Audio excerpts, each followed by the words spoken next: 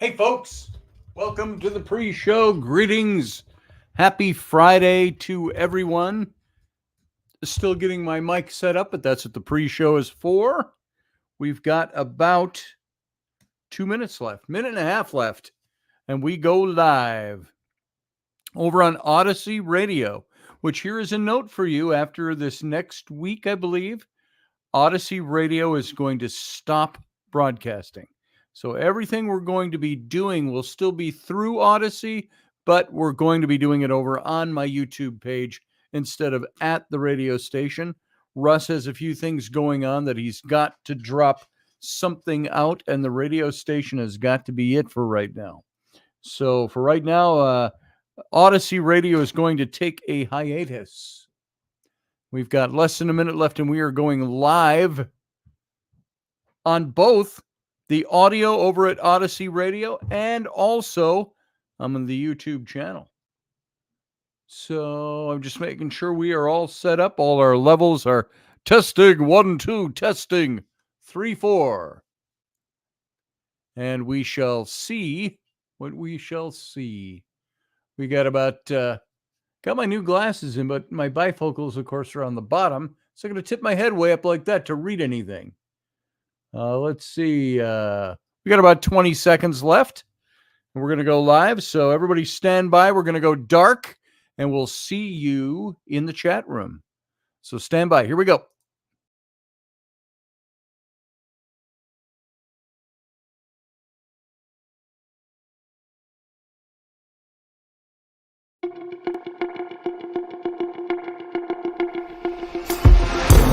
The Intrepid radio program with Scotty Roberts.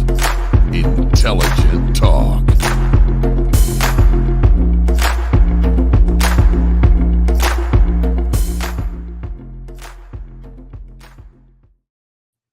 Intelligent talk indeed. Folks, welcome to the program.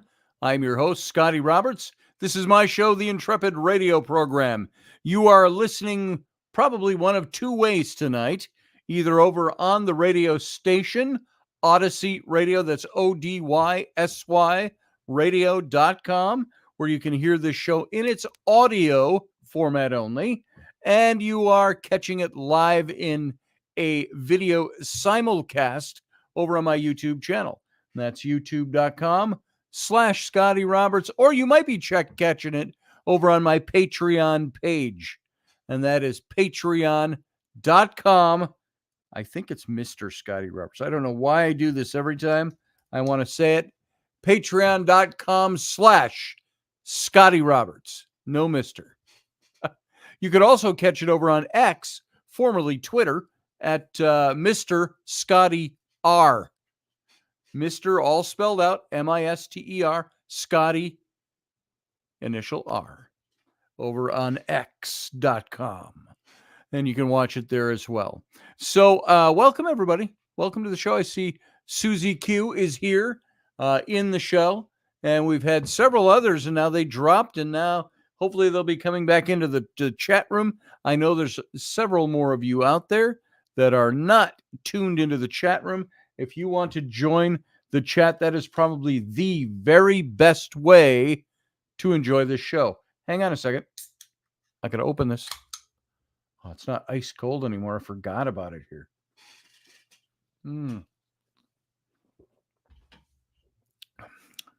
That's interesting. I needed a little energy boost. I didn't make coffee, but my son had this Monster juice right there. And so I'm trying that out. And I thought, what is that going to taste like?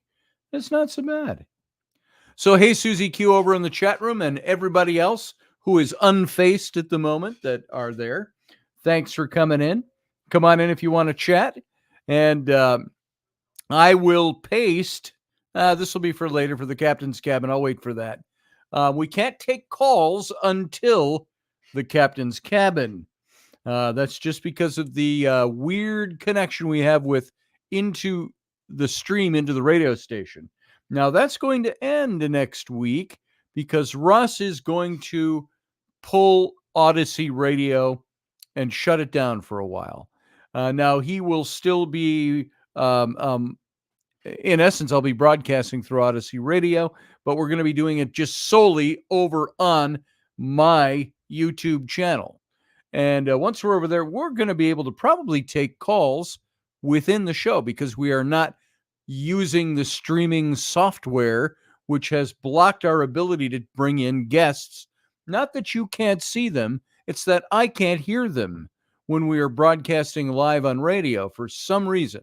We have never been able to work out that glitch with this software and all the programs. So it'll be nice to be able to do some things perhaps live during the show, do some live interviews. So that'll be coming up. So good to see you all coming on in. Welcome, Morgan Snow. And tonight, a kind of a light paranormal show. I know that we get so much paranormal stuff and have over the last 15 years, and it's growing and building, and we're seeing more and more, and we're getting more research, but we have to keep getting entertained with this and educated with this and illuminated with this deeper and deeper and better and more scary, more spooky, more scientific, more stuff. And the simple stuff like this, how do you know if your house is haunted? Are things that we don't talk about all that much anymore. And they tend to be relegated to the realm of the overly simplistic, the side of the paranormal. The stuff that, this is what you talk around about with coffee and tea cakes or tea and tea cakes, as opposed to really digging in deep into the paranormal. And so I thought that some of the information I have here is pretty good stuff. It's a little light. Many of us may know a lot of this stuff already, and some of us may not. So the big thing I'm going to be addressing tonight is the 10 signs that you just might be living in a haunted house and what to do about that. Do you want to keep them? Do you want to get rid of them? I saw some video. My daughter was watching a little bit of a story here this afternoon. My daughter, after school, she was watching one of those YouTube, the 55 most haunted videos or scariest videos. And she's watching through them. And I've watched some of these with her before, and I'm kind of paying attention from the other room. And it had a young couple who was having stuff going on in their house. And they believed poltergeist activity. So they set up cameras and they started filming things. And they also had other cameras going. And they're in the kitchen one day. They're arguing. They're a young couple. And they're arguing, and it didn't sound staged at all. It sounded like a genuine, the kinds of stuff that married people argue about. And as they're talking, things start falling off the shelves on different sides of the rooms. And the woman is so scared. She starts crying. She runs out. And they're sitting in the car. And the guy's sitting like this with his head in his hand. And he's filming this. He goes, look, he says, I don't know what just happened, but we're out of our house. And his wife's just crying in the background. And so it said that they, the voiceover said, so they decided to come back and they thought they had a surefire method to get rid of the ghost, whatever it was. And they lit some incense, and they had a camera going on the tabletop, lit some incense, and they started trying to conjure a spirit to talk to them.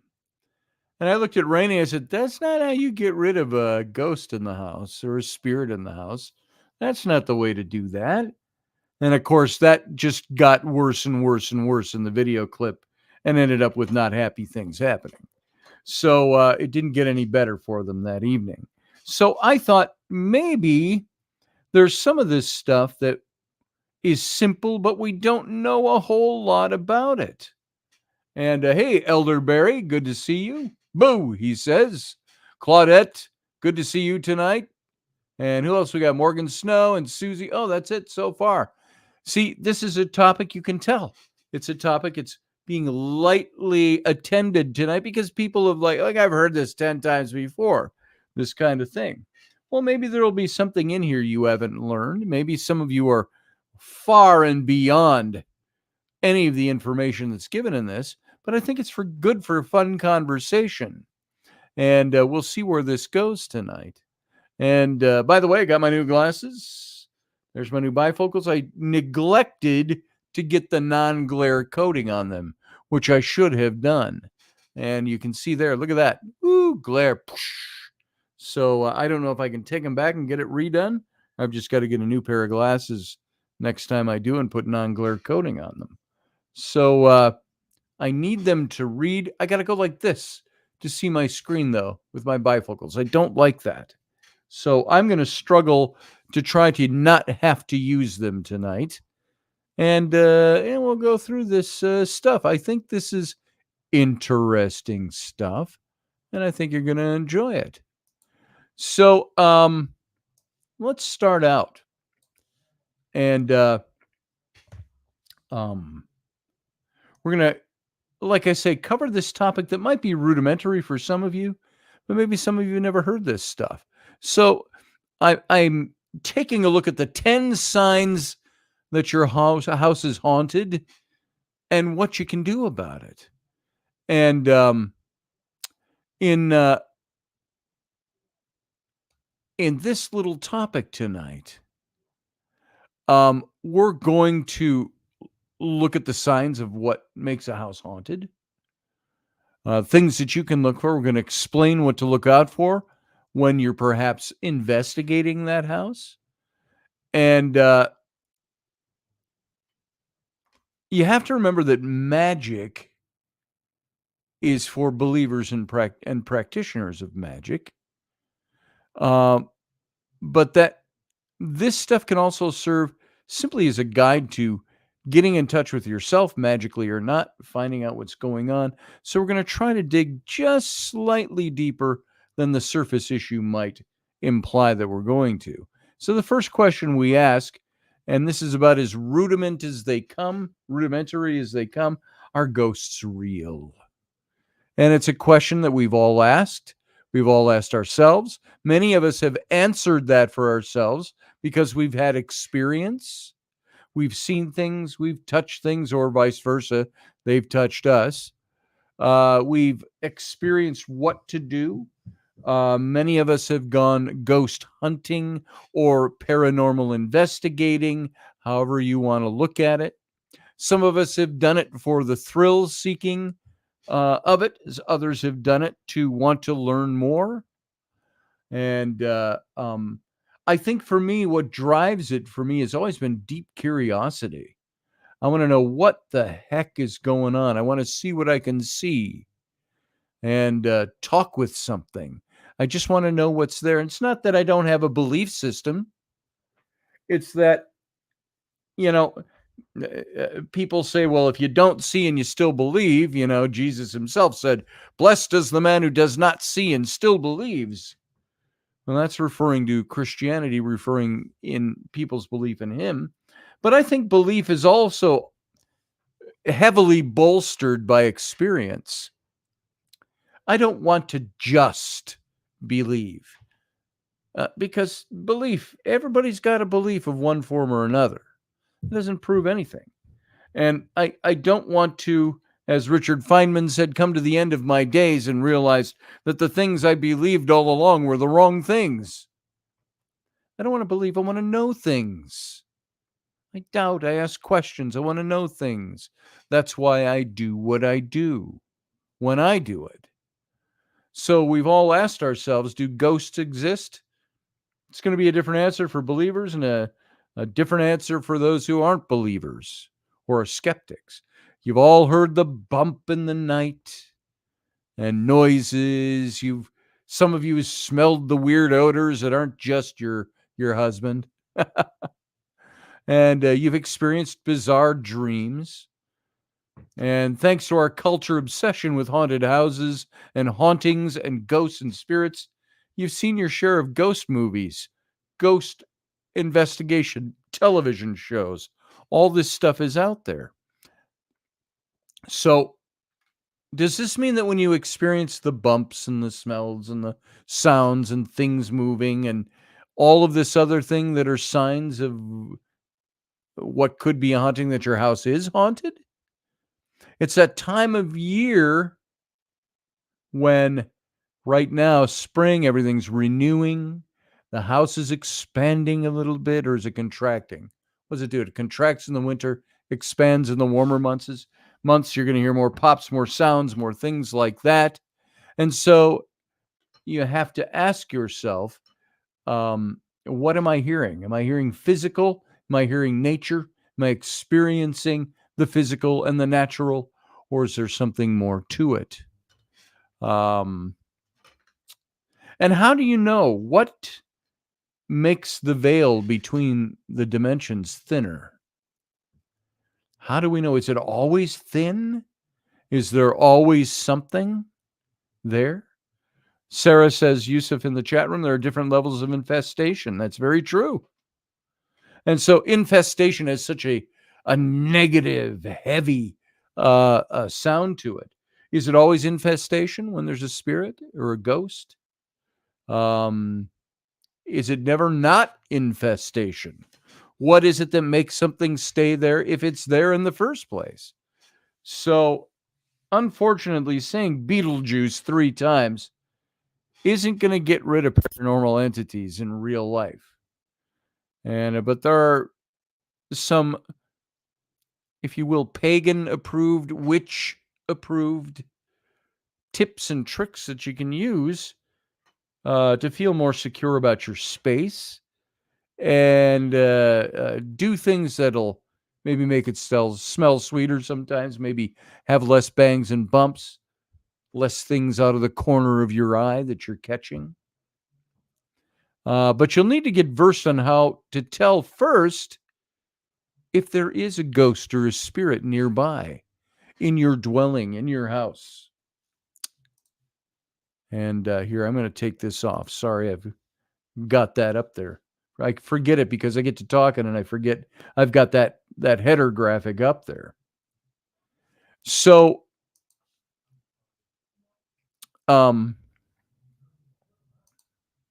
let's take a look at this. How do we get versed on what's a ghost? If our house is haunted, how do we know what won't entail Ouija boards and weird rituals and things like that? Now, we can learn the signs of a ghost that can help prove that you've got somebody there. And I'm going to look at some tools and what you're going to need to rid your home of spectral roomies. You never know what's going to be there, and you don't know what you're going to be able to do to get rid of it. And do you want to get rid of them is the big question as well. Because, when we had some hauntings in my house when I first met Rainey, and you've all heard, those of you who are regulars have heard this story before, that Rainey was over at my house with a couple of friends, big storms in our city, and it knocked her power out. And I was a friend, and she asked if she could come over and bring some stuff over and store it in my freezer till her power was back up. I'm like, sure, come on. Now, when I say we were friends, we knew each other. And she'd been to little gatherings at my house a couple of times, but we were not like buddy yet. We weren't friends. So we knew each other. And I thought, oh, that's cool. Rainy. Hot, Rainy. Cool. She wants to come to my house to store her frozen foods. She's bringing her friend Kat and my friend Carrie, who was also a friend of all of us, dating Kat at the time. And they all came over. And we had that ghost experience that night. And Rainey did. And they were going to spend the night because there was no air conditioning. It was very hot and humid here during the storms. And she opted to just go stay in her house that has no electricity in it. Now we're just going to go back and stay at my house. She said she didn't want to stay the night after that. So there's that.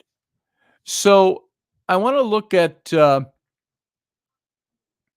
Are there ghosts? What are ghosts? I want to look at scientific proof of ghosts. Is there any?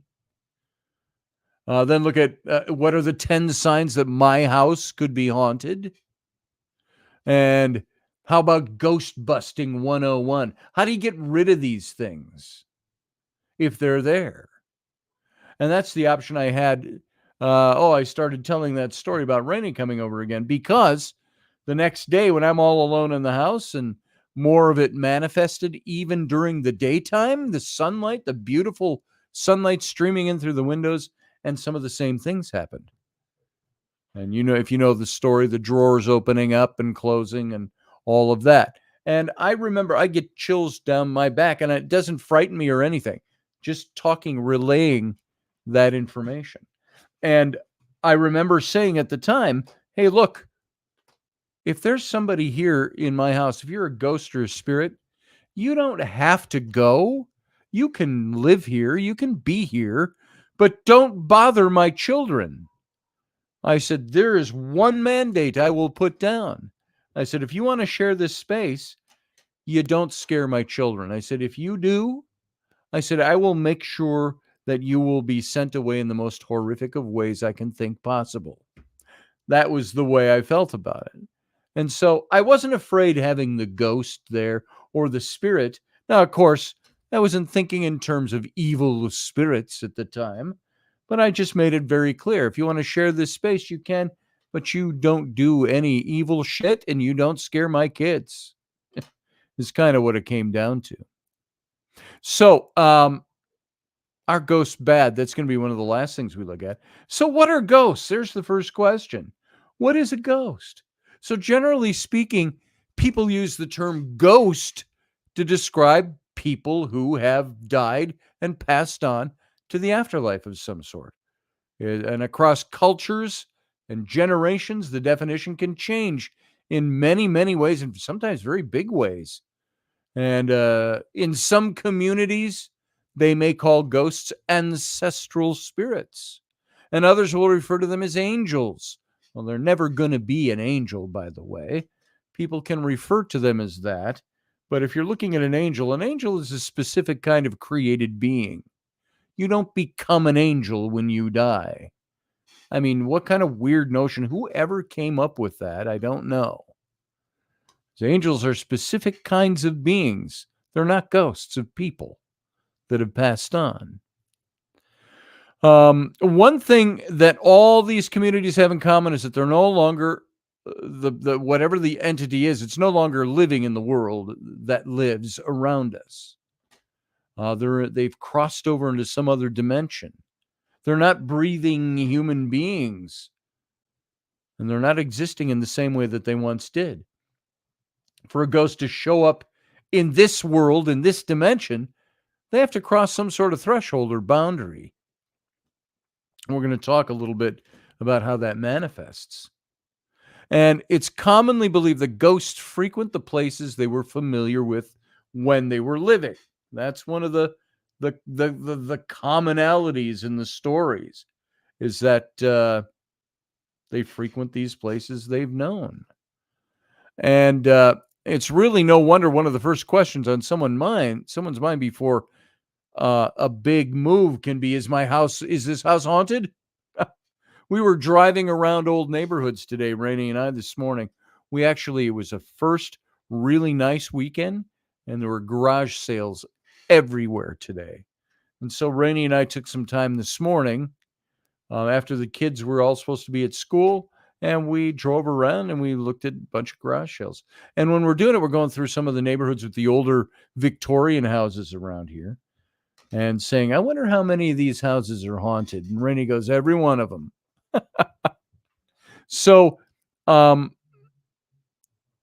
truth is that there's no exact definition or explanation around what a ghost is, how it can be, where it is, how it gets there. But there's a difference between a ghost and the memory of a loved one who's passed.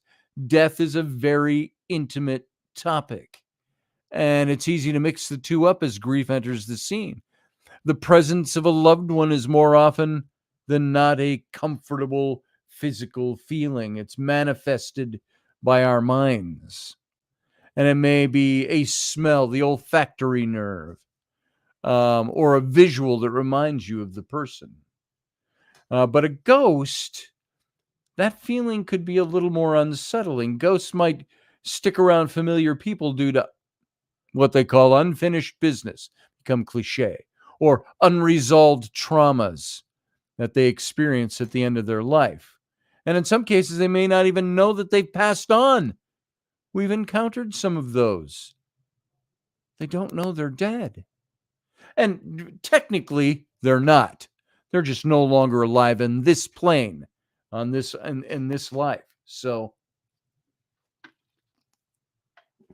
and I do see a few comments over there in the chat room. What does Sarah say here? Paranormal is a means of explaining what is not understood and explained by usual personal perspectives. Right. Outside the norm, the extra normal, you can say. Should have made them pay rent, said Sarah. Yeah, right. So, non-corporeal energetic entities. That's a good way to look at it, too. So, is there any scientific proof of ghosts? You know, I think we do have some, and I think we've gotten very close to there being a lot more acceptance. You see, it's a lot more accepted than it used to be, because there's more and more evidence being picked up. And there's no one study out there that proves the physical existence of ghosts. But that doesn't mean they don't exist. That doesn't mean we don't have heaps of evidence that they exist. And it's been a topic of conversation among experts for generations and people since almost the beginning of recorded history. And some are touting laws of physics that can't possibly be broken, and others finding the cracks in the fact. And now here's something interesting. A British engineer named Vic Tandy made a discovery in the 1980s around infrasound. And this describes low-frequency sound below the level humans can hear, hitting between 0.1 and 20 hertz. And while we may not be able to hear sounds at this plane, they do have an impact on the environments around us. These kinds of sounds can mess with our other senses and add to a feeling of unease or eeriness. And remember to put it all in perspective that ghosts play into the belief of an afterlife, which is directly connected to so many religious beliefs, and there isn't always exact science behind any of it at all. It's faith and it's belief. So, yeah, the Sumerians had ghosts too, Morgan Snow over in the chat room said. You're absolutely right about that. So, also, things like EVPs, which now everybody knows of. Back when I started doing this 20 or more years ago, we didn't really know that much about EVPs. And then with the advent of television shows and recording for EVPs and so on, everybody started picking up on it. And now there is so much recorded evidence out there. It's unreal. I've got a lot of that recorded evidence. Plus, there's all kinds of devices that are being used to try to pick up, not per se, oh, it's a ghost meter. No, it's a scientific piece of equipment that is able to gauge whether or not there is something that is, in a sense, breaking the atmosphere, for a lack of any better way to say it, around you. You're picking up sounds. You can pick up visuals. Sometimes you can see physical manifestations of ghosts. Other times you can just see the effects or the what's the word I want to use for it? Not residual, not external. It's not, you're not seeing the ghost, but you're seeing a scientific look at the, if you will, the ripple in the ether that is made. And you can see certain things, which makes it very interesting now as we move along through the last 20 years, what we're able to see now. So I think there's a lot more evidence than there used to be.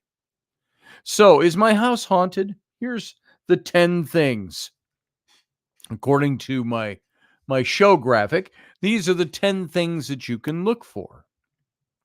There's some signs of ghosts in a room. And those of us who believe in ghosts know not all poltergeists present as the same kind of full-bodied apparition as we've often seen in all the horror movies. They don't always manifest that way. And, that's the movies. And if you suspect your house could be haunted and you're wondering how to see a ghost, you may need to look for slightly more subtle proof instead.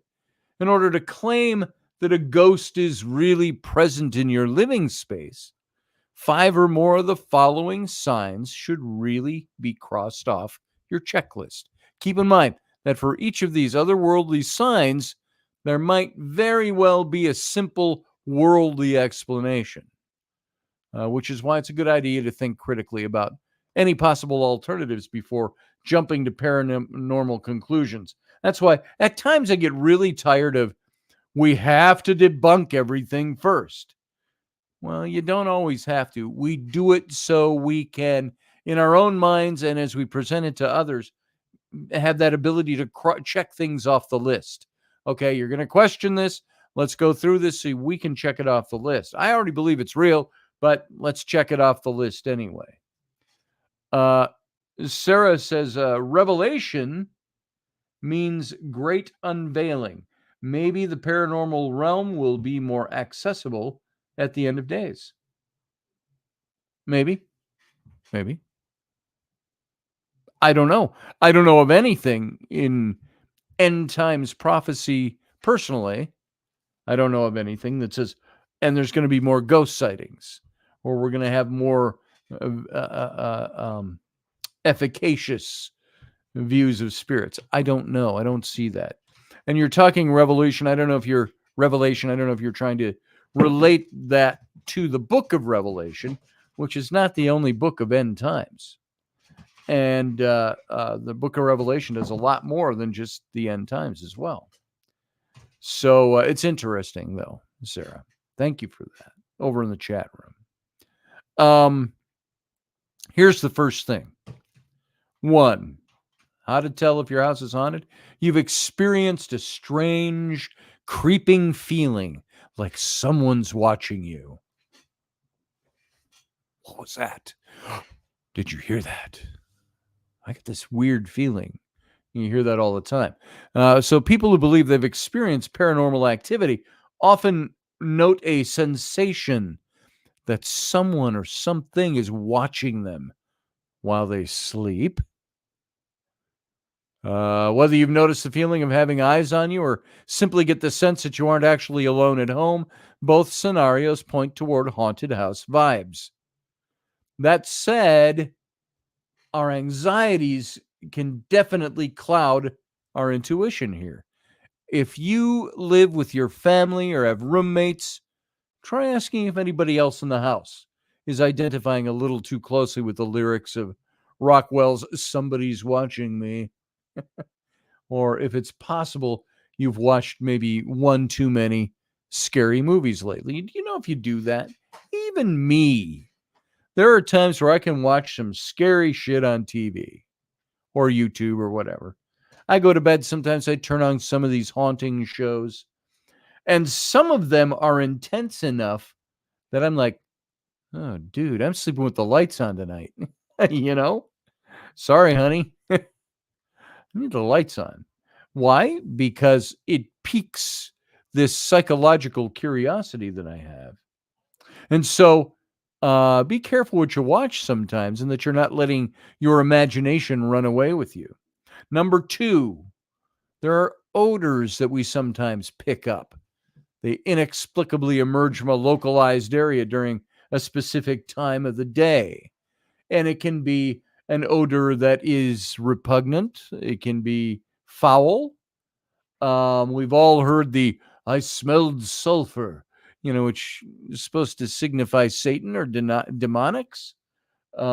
It's like, really? How do we know? What makes us think that a demon is going to smell like sulfur? Where do we ever pick that up? The demon handbook say, by the way, demons smell like sulfur. Sometimes you can smell tobacco, sometimes roses, sometimes, good scents as well. So, hot, LOL, no AC at the moment, says Morgan Snow. Grumpy Stack says he farted. I farted. Grumpy, how you doing? Good to have you here. Paranormal seems to be a whole mix of different types of energies, says Sarah. Indeed, it does. Grumpy's watching Rainy. Where's Rainy? Is she doing a show? She's not here right now. No, she's upstairs. So odors sometimes. But just because you're regularly, randomly smelling rotten eggs or perfume, and for your sake, let's hope it's the latter, it doesn't automatically mean you've got a stinky poltergeist or some kind of evil entity afoot in your house. There's a medical term that doctors use for olfactory hallucinations or smells that aren't actually there. It's called phantasmia. Phantasmia. Phantasmia. And they can be caused by everything from an upper respiratory infection, inflamed sinuses, to certain medications, aging, trauma. And I'm telling you this, the goal isn't to send you to the actually scariest corner of the internet, WebMD. I just want you to acknowledge the fact that there are often multiple explanations for things that we think are signs of a ghost. So be sure to rule out all the possible causes. If you've got something that's stinky in your house and you're only picking it up at certain times, now something I've noticed. You ever lived in a house where you moved in and the former residents had cats? And no matter how much they cleaned that house, the house may smell fresh and lemony when you walk in, but then you have a spike in humidity outside, and you've got humid air in the house, and all of a sudden you're going, our house smells like cat box. And you don't know why. Some people don't know why. Well, it's the humidity. But, the periodic smells is what I'm talking about. You ever get those? And sometimes it might be something. And I think you're going to kind of notice the difference. There's going to be a difference between that and a ghost. So, or a spirit or an entity of some kind. Now, I have to tell you, to be very honest, I haven't encountered a lot of the olfactory signs of there being haunting in my home. I haven't really run into that. I've not really ever had you smell the rotten eggs? No. If we had things smelly in our house, there's times we walk in from being gone all day and we go, man, does our house always smell like that? And what am I picking up? I'm picking up cigarette smoke, which we don't smoke in the house, but the former residents did. And as much as it's been cleaned, on certain days you can smell it. And or a cat box. I'm like, I don't like the smell of cat boxes. It's like, we got a cat. If I smell the cat box, there's going to be big changes coming. So all those things play into it. And my girls get all this stinky, skanky, sweet-smelling perfume for young kids. I got this bottle of perfume that I got this for $4, Dad. Oh, don't spray it all over the house, please. So if you think your house could be residually haunted, you might want to do a quick Google check, because weird sounds is number 3.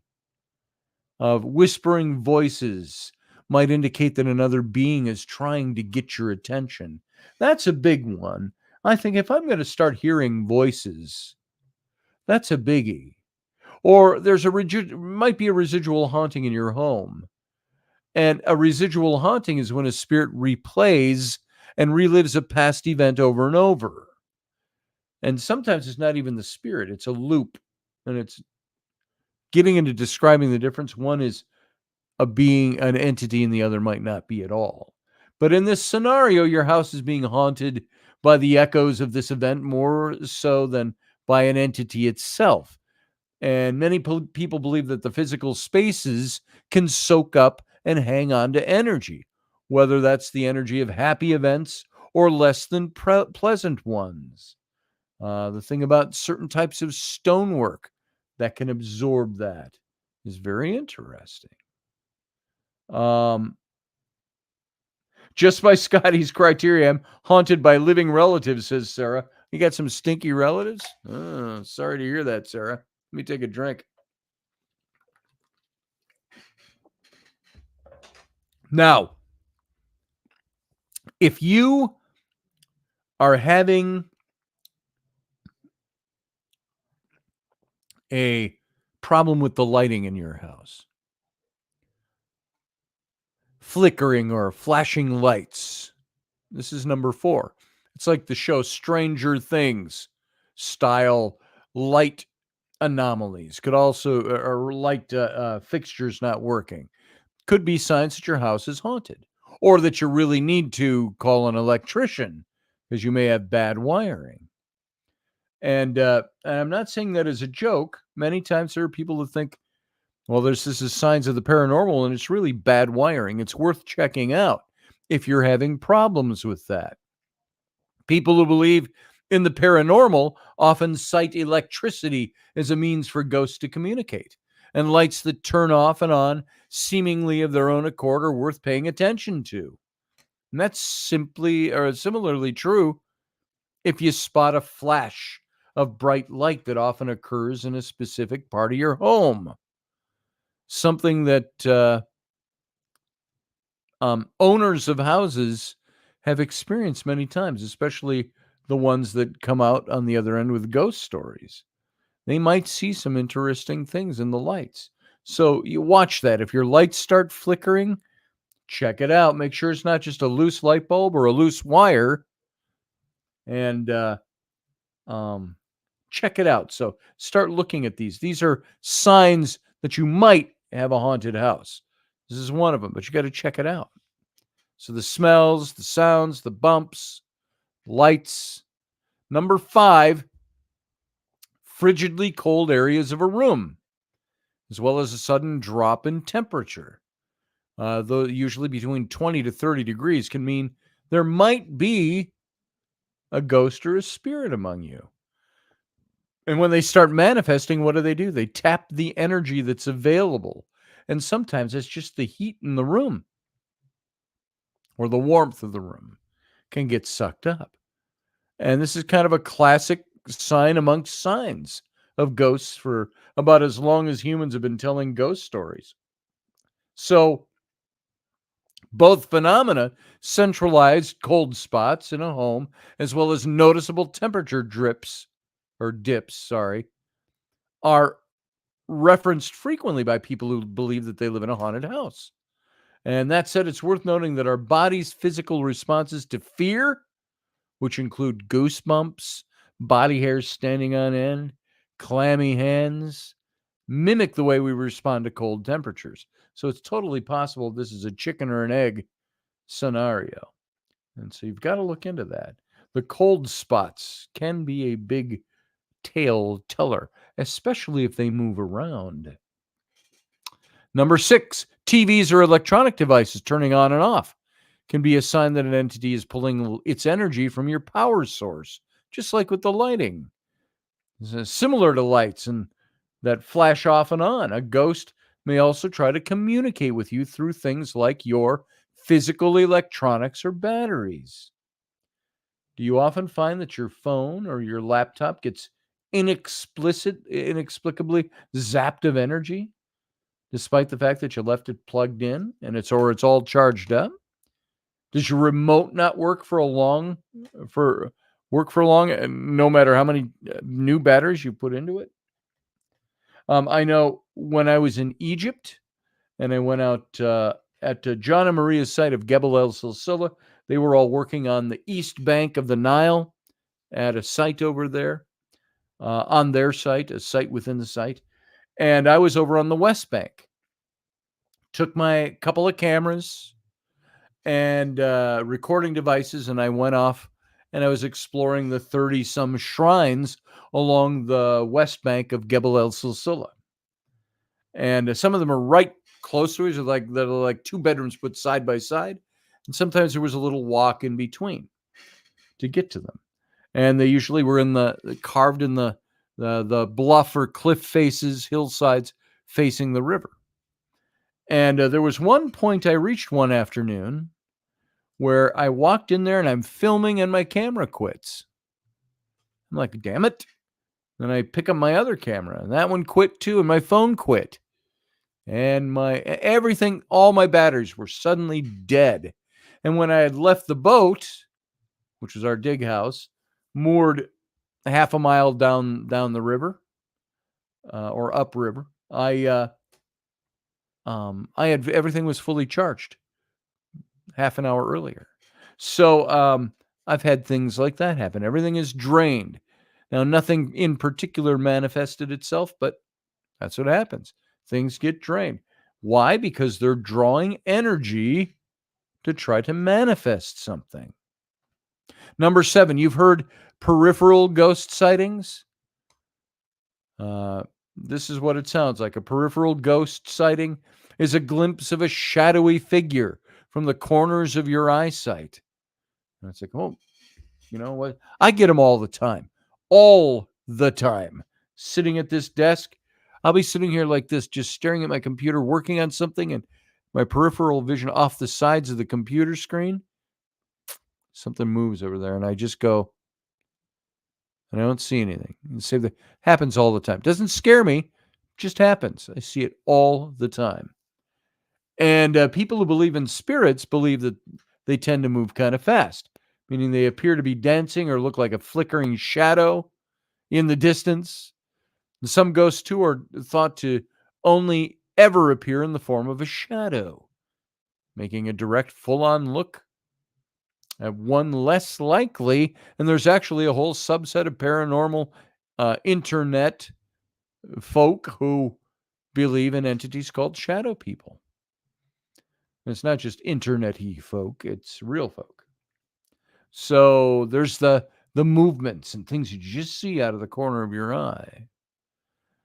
Number 8, missing objects that are found. I've had this happen to me. They're found in strange areas of your home and in places other than where they were left or usually kept. And this can be a slippery slope for those of us who are maybe a little forgetful or absent-minded. While it's usually safe to assume that you simply misplaced an item, if it's found somewhere, you would never think of leaving it. And that might be a sign of paranormal hijinks. Many ghosts are thought to be mischievous versus actually threatening in nature, which means that finding your phone in the microwave could be Casper's idea of a good joke.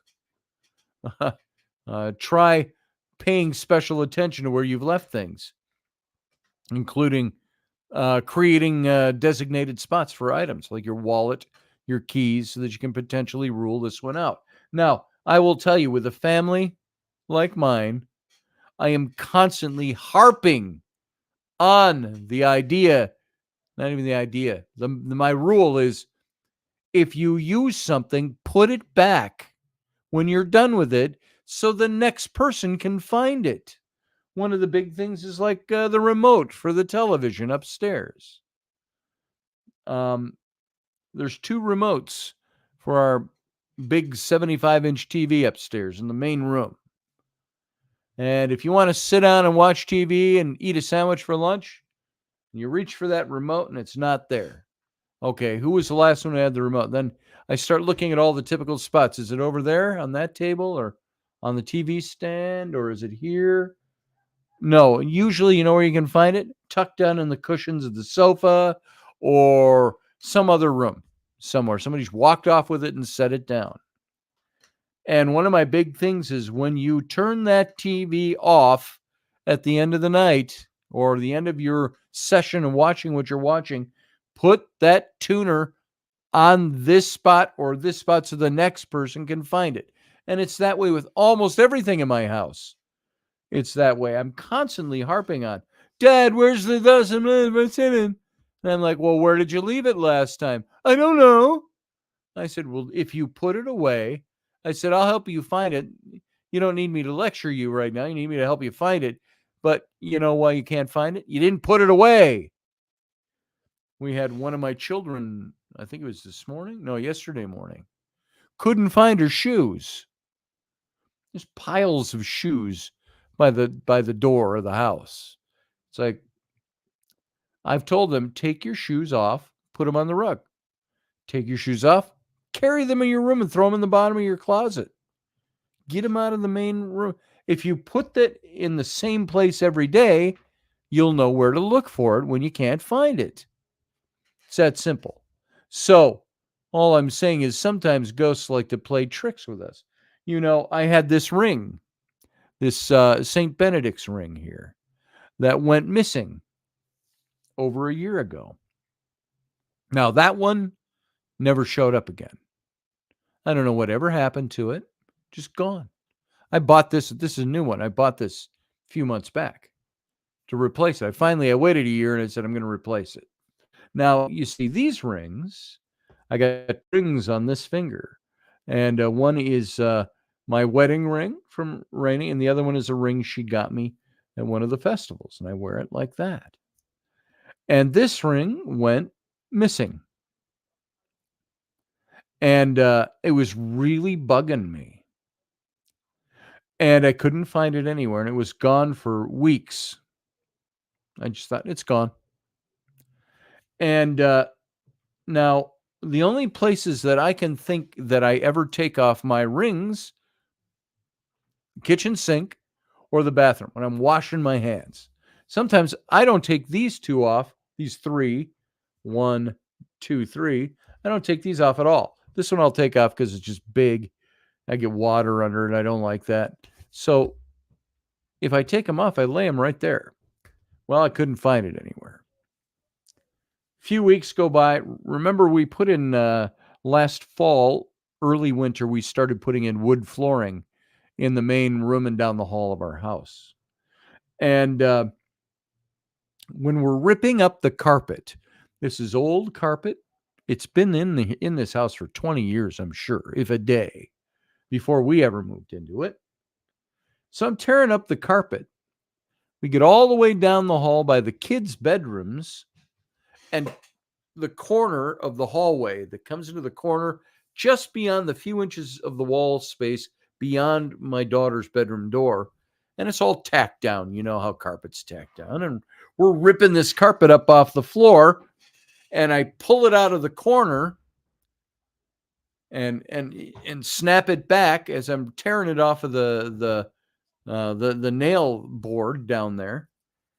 And I see something move and I hear ping, ping, ping, ping, ping, ping, ping, ping on the floor. And I look and here's this ring. You know where it was? It was underneath the carpet in the corner of the hallway. How'd it get there? I don't know. That's weird to me. And if it had been on top of the carpet, which it wasn't, the question people would ask, are you sure it wasn't on the top of the carpet? Well, no, I was down there tearing up carpet. I saw every little, we had to do everything. We cleaned it, we vacuumed it and all that. And then we started tearing it all out of there. And so it was underneath the carpet at the far end of the house, the hallway that ends with my son's room on one side, my daughter's room on the other, and the corner underneath the rug. How'd it get there? I don't know. Maybe it has something. I'm just glad I have it back.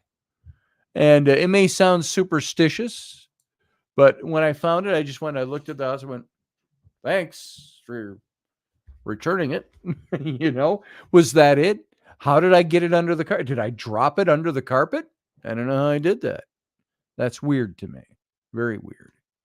So good night, Kalina. Good to see you. You're out of sorts. Hope everyone has a good weekend. Sorry to hear it, Kalina. Thanks for stopping in, though. Letting us know. You're welcome back in if you get your sorts back. So things can get hidden on us. missing objects, missing things. 9, you have a strange dreams that you've never experienced before. And at night, you feel a sensation of touch, as though something or someone is reaching out to you. No, thank you. Don't do that to me in my sleep. And I've told ghosts in the house, I've said, you can contact me, but don't wake me up and hover over my bed at night because I will pee my sheets. Don't do that to me. That happens sometimes. Number 10, your pets are acting strange. That happens, you know. Your pets act funny. They either see things we don't or they sense things we don't, and it's weird. Now, we didn't even get into how to get rid of ghosts. I'll give you the quick on it because we've only got a half a minute left, radio audience, before we leave. Ghost them, literally. Block them out. Tell them to leave you alone and ignore them. Cleanse your living space, and there's ways to do that. Protect yourself, and there's ways to do that. Bring in positivity. There's ways to do that. Be salty. Pour black salt around your home. Make a circle of protection. Make your dreams sweeter. Before you go to sleep, cast a circle of protection with your finger in the air. 7, get help from a professional. And so those are the things you can do. We didn't get into them too deeply. We might try to during the captain's cabin. Stick around. Radio audience, we got to run. We'll see you over here. Live long and prosper. Join us every weeknight at 9 p.m. Central Standard Time, 10 p.m. Eastern. The Intrepid radio program, a Scotty Roberts Productions broadcast.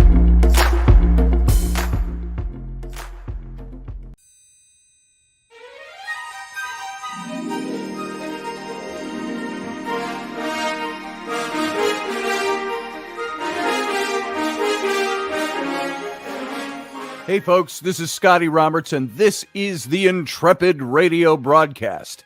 I've been broadcasting for about 20 years now, covering such topics as science, politics, the paranormal, weird science, weird world history, archaeology, and the paranormal. Everything from ghosts to cryptids to creepy things that go bump in the night.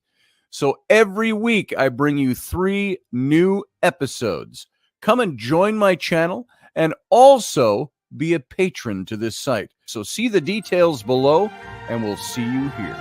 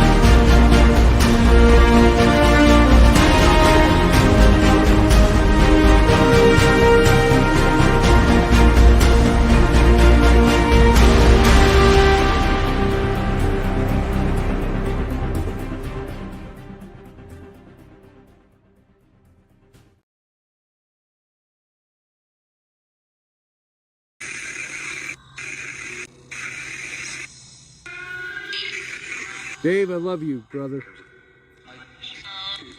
I miss you too. I miss you too, I heard. Yep, Did you guys hear that?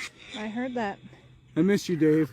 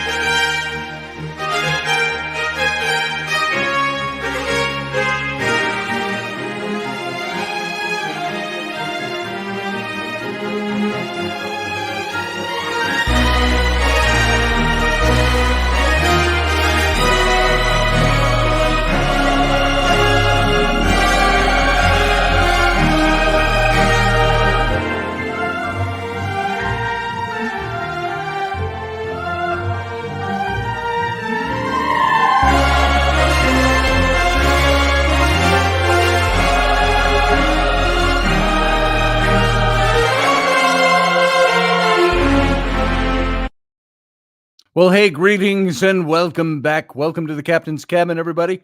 If you are new here, this is the after show. And we go as short as we want or as long as we want, depending on what's going on, who's here, what the conversation is like. So welcome to the program. And welcome to the show from earlier. Thanks for being here, I should say, more accurately. And welcome to the after show, where it's supposed to be a little more casual. Now, of course, as I mentioned at the beginning of the show, the radio show, Odyssey Radio is going to shut down. He's going to take that on a little hiatus, I think, for a while. And so we're no longer going to be broadcasting on the radio station, but we will still be affiliated. We'll still run this show through their software. But the show itself is going to be solely on my YouTube channel, my Patreon channel, my Facebook and X and Instagram and other places where we can run this show live. It just will no longer be an audio format over on Odyssey Radio. That's going away for a while. And so for the time being, I want to say hello to Robert Pitts. That's Terry Pitts, if you don't know him, from Kenny's show. Susie. Susie says, "R." Well, R, yes. And JP says, "Howdy, howdy." So glad you're all coming in for the second hour of the show. Sorry if you missed the first hour. And you can go back and listen to the archive of that right here on my YouTube channel. That should be up tomorrow. It propagates before it's really fully back on. So you'll find it here if you want to listen back to that. And so that's all I got to say to lead into that. So welcome, everyone. If you want to call into the show and you want to talk about this, perhaps this topic in particular, ghosts, seeing them in your house, wondering if they're there, wondering if what you're seeing is true, wondering if there is a haunting in your house, wondering how to deal with it. I don't have all the answers for that, but I've got ways to detect it, ways to find out, and ways to see what's going on. And probably a few ways to get rid of them if they're bothering you. And, here's the whole thing about getting rid of them, too. You can pretty much just kind of tell a ghost or a spirit, see ya, bye, don't want you here anymore. You can tell it to stop. You can tell it to move on. And it generally will do that. Now, there are some that won't. Takes a little more work, a little more effort. Then, of course, you got spirits, which are a totally different thing than ghosts. So, it's an interesting, life can get really interesting when you start trying to test and see what you've got there. If something is there that's actually there that is an entity, or Robert Pitts, Terry Pitts, how you doing, brother? It's good to see you, Terry. There is, by the way, anybody wants it, that's the link. Copy that link that I pasted in and paste it into your browser. That's going to bring you up down here underneath this window on my screen, and I can bring you in for a call if you want to contribute to the show. So, like when I had the spirit in the ghost in my house way back, and I've told this story a few times, different versions, or not versions, lengths of it. Not all of you have heard it. Some have heard it, maybe. And you can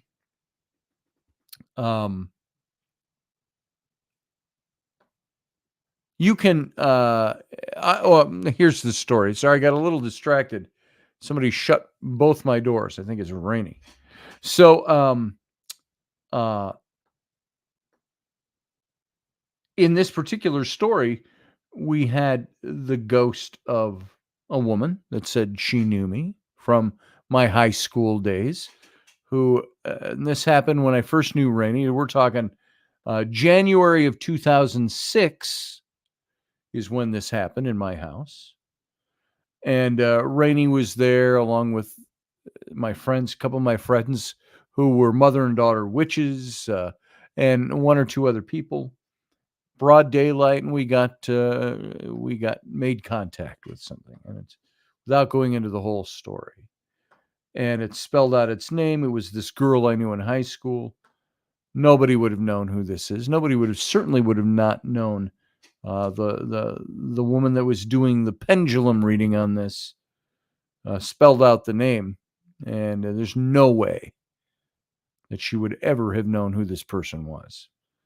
Because at this point, 2006, I had been graduated from high school, for what would it be? 78 was when I graduated.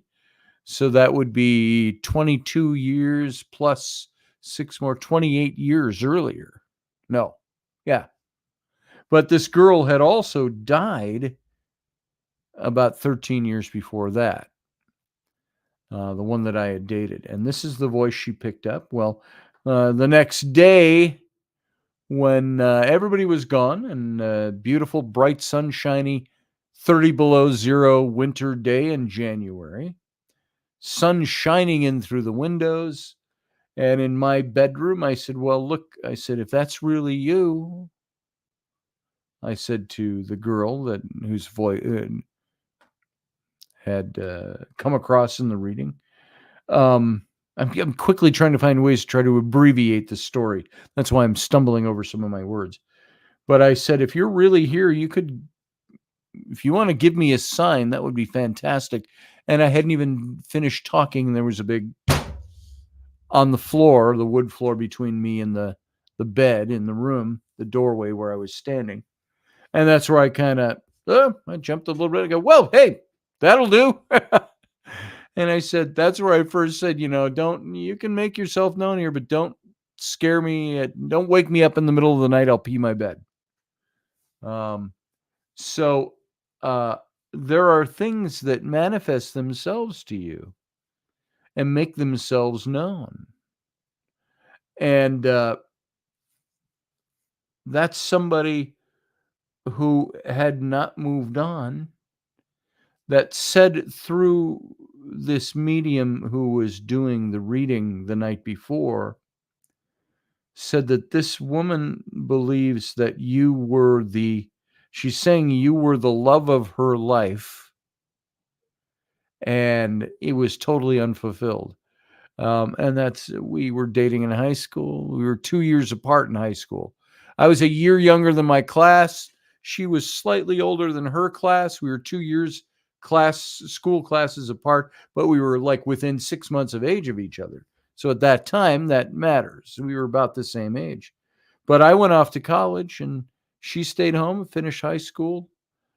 Her dad was a professor at the seminary that was also attached to our whole big church and school and everything there. And I left town and went to college, and we didn't really break up. We just,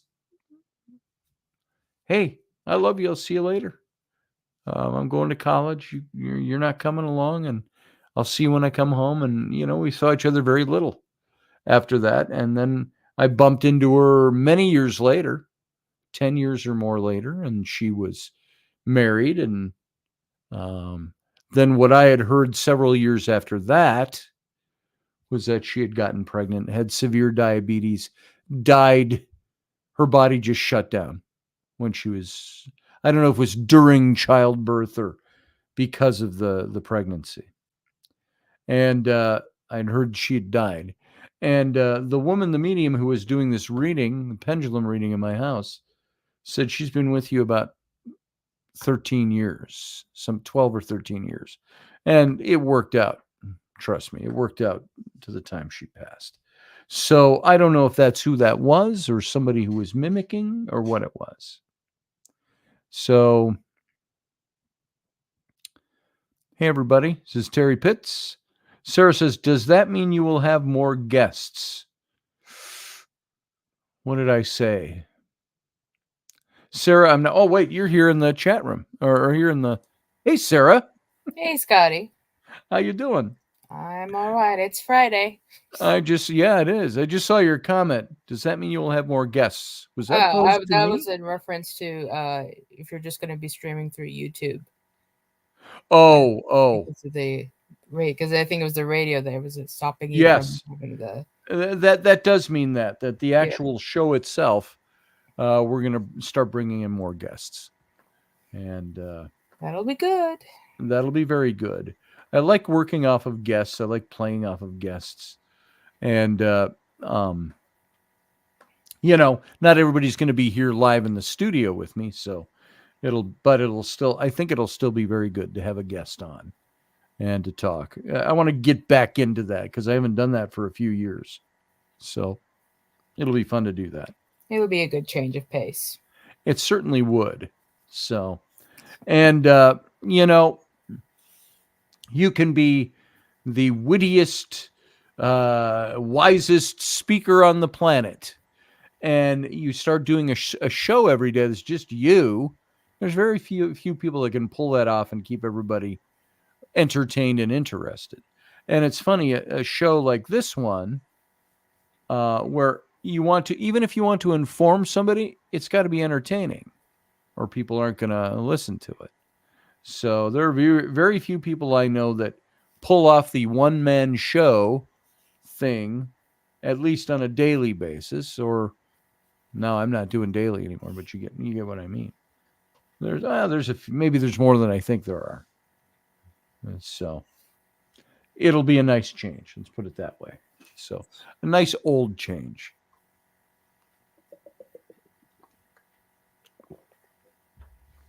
Water. So what's going on with you? So, of course, paranormal topics. I'm all over that. Yeah. Which, in reference to how people are, may get haunted or may experience a haunting. It raises a question because a lot of hauntings and openings and portals that are formed, or with it has to do with the people mostly. Yes. And the interaction that they have. Like people have traumatic events which may lead to have them experience like psychokinetic phenomenon or even your regular run of the mill haunting and all that. So trauma is a big one. I mean, it's not the only one. There are many ways of which a haunting, like you were saying earlier, they may manifest, or I was using the word infestation. Yes. Which it does have form of the same word. Yeah. Well, I mean, it does have the connotation that it's something that's not wanted. Yes. Like you're infested by ants, or you're infested by an energy that's trying to attach to you and affect you. And then it goes back into the whole idea of psychology. So that's psychological energy. There's more different types of energy than it seems like we seem to understand, and we can understand energy in the physical world as through physics and math and science and all that. Yes. But there's also seems to be what you would call either a spiritual energy, a mental energy, psychological energy that does, which we see the effects of in the physical world. So that it also is an indication, or at least to me, that or a little bit of validation that there's something there. Yes. Right. So as far as hauntings go, and even in Islamic faith and Christian faith, you have the tales of when after Jesus was crucified, he presumably went down and harrowed hell. Right. That some people I had an interesting conversation the other day with someone who considered that an out of body experience. So I mean, it was an interesting conversation. An out of body experience. Well, I suppose in a way. But I wouldn't call it by definition, but well, I mean, nobody. I mean, as far as I know, I don't know there of any text indicating that somebody touched Jesus in hell. I mean, he went to go preach, and so they say, yeah, whatever that means. Yeah, I mean, after the after the resurrection, there was that whole I don't know if it's apocryphal, but I mean the tale of the doubting Thomas. Yes. That he said, if it's you, let me touch your wounds or touch your robe, or so I know that it's the whole doubting Thomas scene. Right. So and what did Jesus do when he saw him? According to the story, he goes, "Hey Thomas, here I am." Come on, stick your finger in that. And and he didn't, apparently.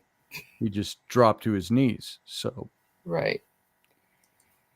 And then like with any other types of belief, there's differences in perspective, different levels of belief.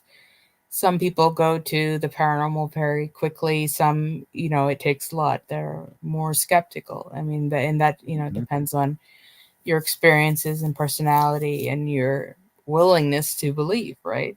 Yeah.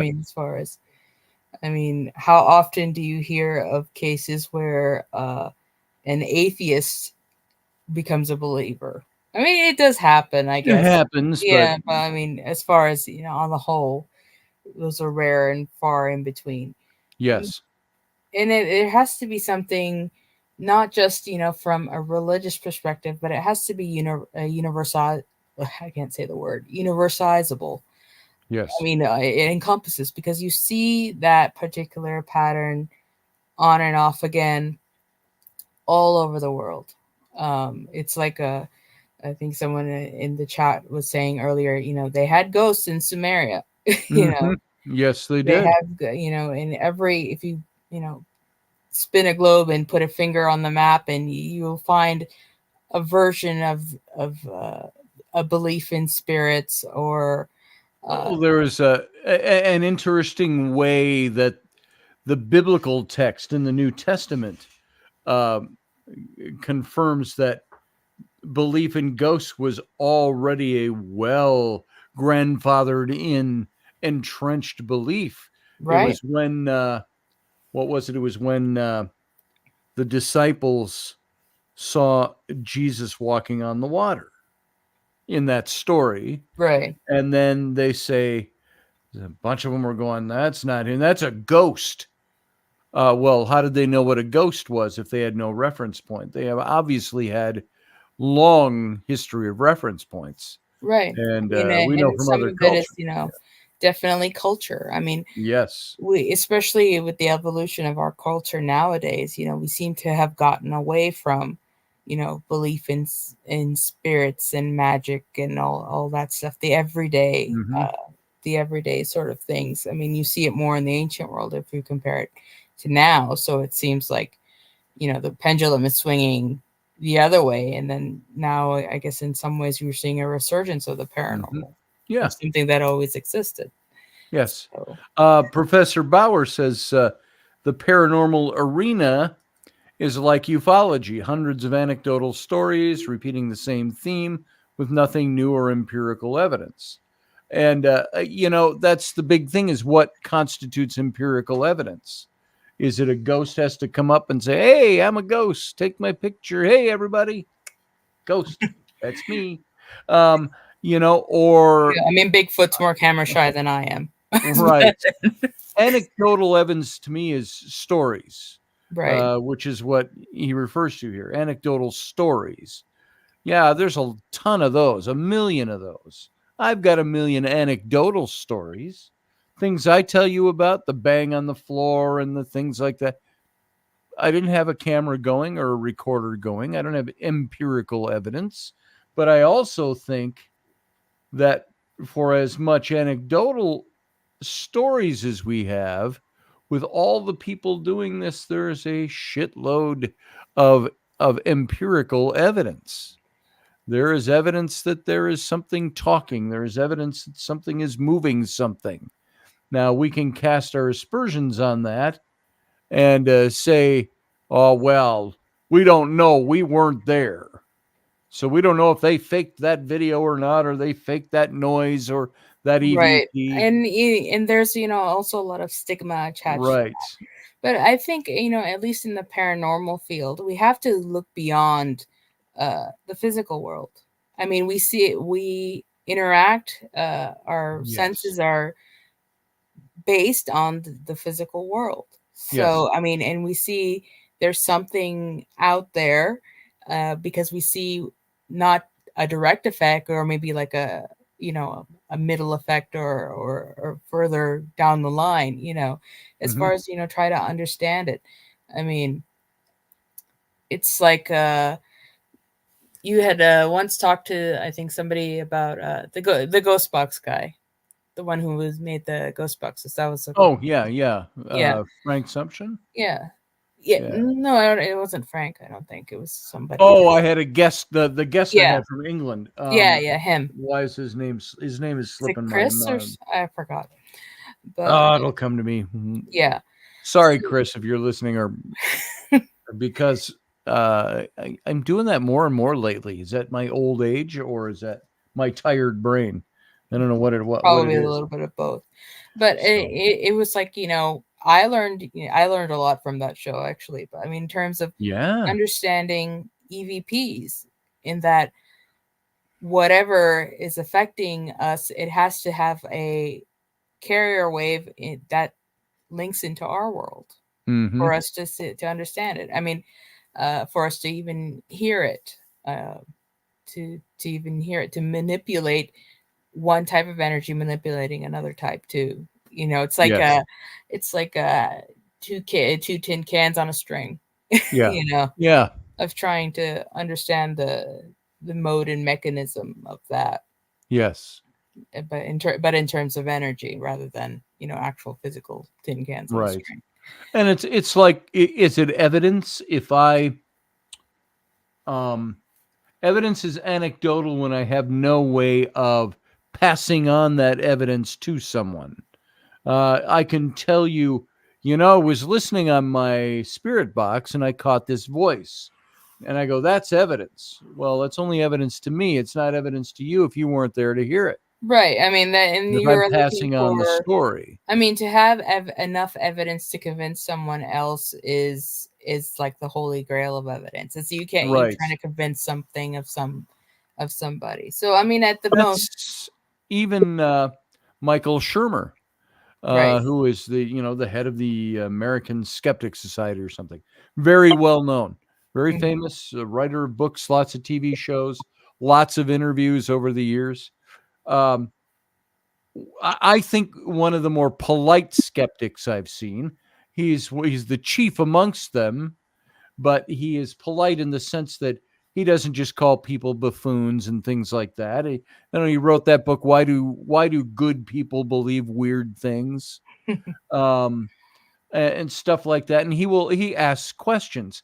He said, it's not that I'm a disbeliever.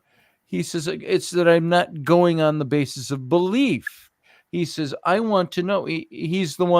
Was he the one that coined the phrase extraordinary claims require extraordinary evidence? And I don't know if that was him that coined that, but he's used that. And he will get on, and to a certain extent, I saw in one show, it was a Larry King interview. That's how long ago that was. And he says his response to hearing things about ghost claims and so on, he goes, no, it doesn't. No, it doesn't. He says, that doesn't mean that. And he wasn't being impolite. He was debating the issue.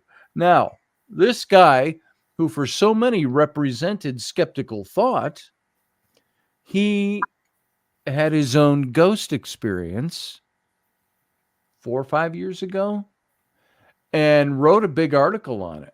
Right, I think I read that. That was about his an old radio and his wedding. An old radio of his father's on the day of his wedding, and it was doing strange things and playing. Yeah. And his claim was, he says, look, I'm a scientist. He says, I'm a skeptic and all of those things. He's heard every anecdotal story you'd ever want to hear. And he stands for common sense. He stands for reason and skepticism and so on. And he says, I can tell you. He says, my own story is going to be anecdotal to you. He says, but I was there. My wife was there. We experienced this throughout the day. He says, and then that radio has never played since. And he says, all of these things add up to me as, to you, an anecdotal story, to me, a paranormal experience. He said it was outside the norm of what should have been happening. And that's the way it should be. I mean, because ultimately you have to convince yourself rather than anybody else. Because you're never going to be satisfied you'll never satisfy another person. Yeah. You have to. No, he hasn't gone totally over to the other side, Yeah. so to speak. But he is also a little more sensitive to the other side. I get it. I mean, some of it is being tactful. Yeah. Also. Jason, how you doing? I'm exhausted. Yeah. You moving? Yeah. Spent the last 2 days with the Packers here. They loaded up all my stuff, and they rolled out earlier this afternoon. And so your stuff is all gone. Yeah, except for things that I'm carrying with me and air mattress and that sort of thing. But so when do you officially hop in the car and head out? Well, that's a multifaceted answer. It's a multifaceted answer. You got to give your goods about a week to get there, I suppose. And yeah, they say they could potentially be there by the 19th. They could be there sooner. I know they're in a bit of a 19th. Yeah, whoa. But I don't. My official, as it stands right now, last day at work isn't until the 17th. Yeah. So that may change. Sure. Depending on how quickly I can get the rest of the stuff closed out. I just did the Riker maneuver. Oh, I saw that. Yeah. you straddle the chair and then you pull the shirt. That's the Riker maneuver. Yeah. But yeah, just exhausted. I didn't hardly sleep at all last night. My air mattress had a hole in it. Nice. And so it was wake up when I'm at an odd angle. And flat on the floor. Well, no, I never got flat on the floor. I always got it in this weird, torso head down. Only partially inflated. Yeah. So, reinflating and then going back to sleep and then rinse repeat for the rest of the night. So yeah, they left and I went into nap mode. And yes. Woo. By the way, I like what Chuck Thurston says here. After 25 years of investigations, I've recorded a few hundred solid EVPs. It's not proof of a ghost, but we've helped people find answers to what's going on in their home. Yeah. And it's not proof of a ghost. You're right. That doesn't prove to us that that's a ghost delivering those little bits and pieces of audio. Well, that's one of those interesting things, when you see on the shows or whatever, they bust out the quote unquote spirit box or, whatever the latest iteration that filters out all the static noise. Right. And so you're just getting the words that come through. And if the thing's sitting there frequency hopping, it's conceivable that you're just picking up snippets of frequency coming in. Sure it is. Or hey, whatever entity is there, if there is an entity there, it could be. Well, I'll tell you, utilizing that. It's like the little clip that I say is Uncle Dave. Yep. I miss you. I miss you too. There's a sentence, and it's all one voice. That's where it starts getting interesting. Yeah. And I've had other things. The story I tell of my daughter and I sitting, God, it was half her life ago, 16 years ago, because she's 32 now, and she was 16 at the time. Sitting, and we've got a little shack hack, we called them. It was a spirit box, but it was built out of a Radio Shack AM transistor, digital or transistor radio. You just do a little rewiring. Just stop, Scotty. That's painful to hear. I don't even know what I'm talking about when it comes to No, it's because you're sitting there saying Radio Shack. Oh, yeah. all of a sudden, I can feel my hair turning grayer and the arthritis setting into my joints. Yes, Radio Shack is no more. But don't even mention using that, and we picked up a voice that was distinctly said it was my aunt, and started asking us questions. Yeah, It asked the question, "Where's Janie?" Her sister, my mom. Yeah. And it's like nobody is faking that out there. Right. There's no way to fake that and it's like there at the Otis Saga when Chip was throwing out all that stuff about from my grandfather and when he touched Herman's dog tag and came back and was like there's something going on with your grandmother's teeth. She's missing her teeth. Did she lose her dentures or something like that? And after that, I called my grandmother. Well, I think it was the next morning because I think that when Chip did that, it was late in the evening. But she was like, "Well, I didn't lose them, but I got a new set, and they didn't fit, so I don't have my stuff." Talking for a second, I gotta put this on mute. So it's it's interesting when you see those kinds of things, and it becomes harder to refute. When they start putting out specific points of data and asking very pointed questions. Yes. Hey, by the way, my son, I got to show you this. Here's my son, Flynn. There he is. Say hi, Flynn. Hi, Flynn. This is Jason. That's Sarah. Hey, she's the one with the pink cheeks. So, but Flynn, he got. They went to the school. The school had this big free clothing drive. Everybody could bring their spare clothes and throw them on tables. And so Flynn went and picked these shorts up. He came down here just now laughing. He says, "Look at these. Here, pull that up so they can see the waist on those." He's got a belt on him. He takes a belt off. They go out, twice as far. And just looking at that makes me laugh. It's nothing a sewing machine can't handle. Yeah. So, the MC Hammer pants will come back. Found his Anderson into a Home Depot shirt. He goes, "Oh, this is a Home Depot shirt. I got to take this one home." So there is his new summer outfit from the free clothing drive at the school. There you go. As long as it's functional, keeps him cool, then you're gonna wear that. He's gonna wear this to school on Monday. So, there could be anybody who's like, "Hey, that was off of my table." yeah, really. Oh, that was my husband's shirt. That's awesome, son. I like 3. That is just what? I got like 2 pairs of shorts like this too. That's awesome. What are those, like 44 in the waist or something? Probably. Wow. I have shorts on underneath. Here, stand over here. You got here.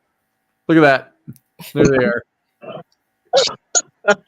My son, who's a whole 28 in the waist, drenching and soaking wet.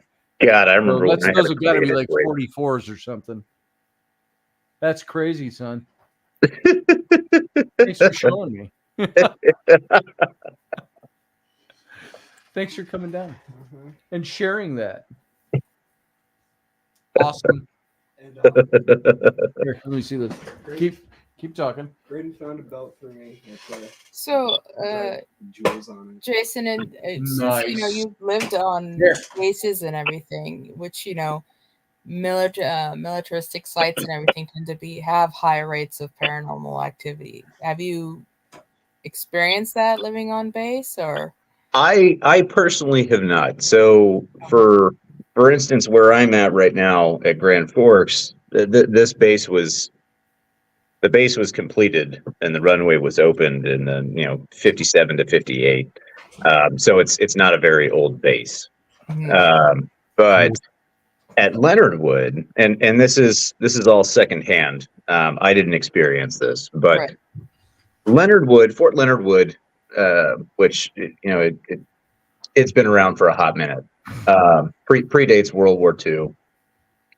They did massive expansions in World War II, and because it became a massive training facility, and in that expansion, they annexed and absorbed a number of small towns, right? And so there are still remnants of the towns on the base. If you go take the main drag and you go out Range Road out to the very back gate, it takes you back past all of the live fire ranges and things like that. There's one range called Bloodland Range. And there is a story with Bloodland Range that a soldier was on guard duty out there at the range one night. Can't remember if it was one soldier or if it was two. But they were out there on guard duty at the range, and they had what appeared to be some civilians show up. And they were kind of, deliverance looking type characters. Nice. And basically the gist of it is that the town and the cemetery is out in the impact area on the range. Now they tried to move things where they could and stuff like that, but they basically left all the structures standing, and then with all the live fire exercises, everything just got obliterated over time.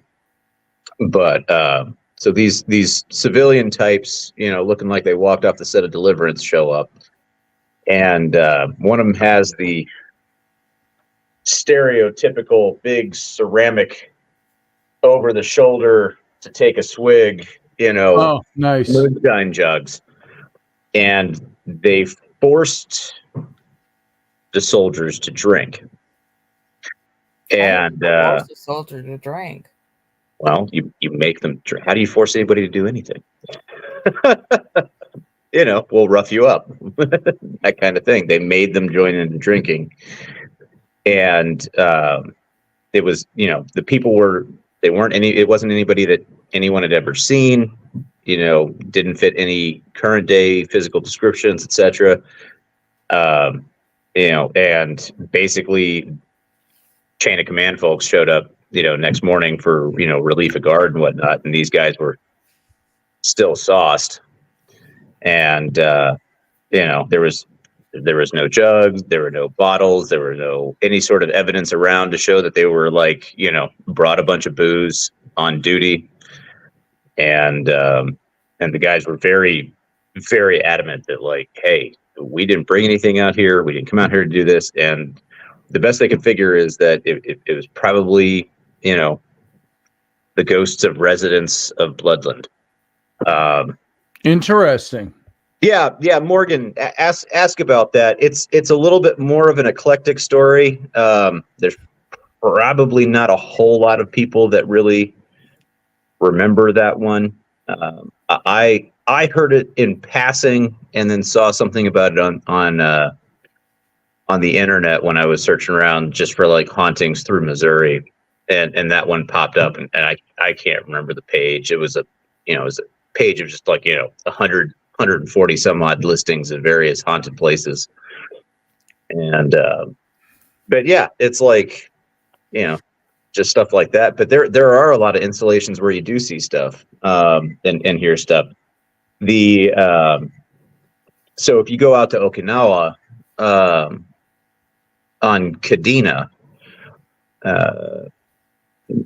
one of the bases that we have out there, they have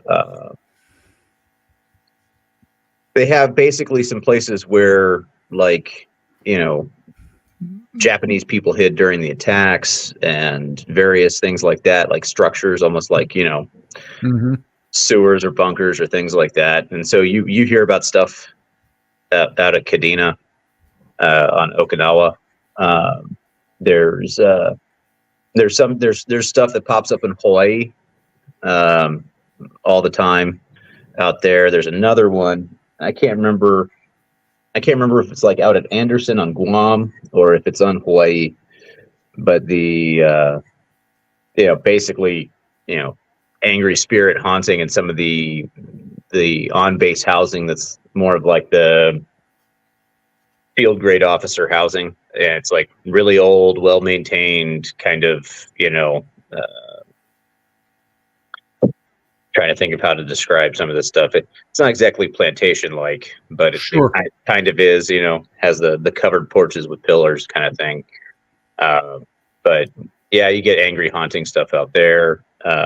And, some people think it's related to, stuff from World War II. Some people think it's stuff that, predates that. Out at Wright-Patterson at the Air Force Museum, they have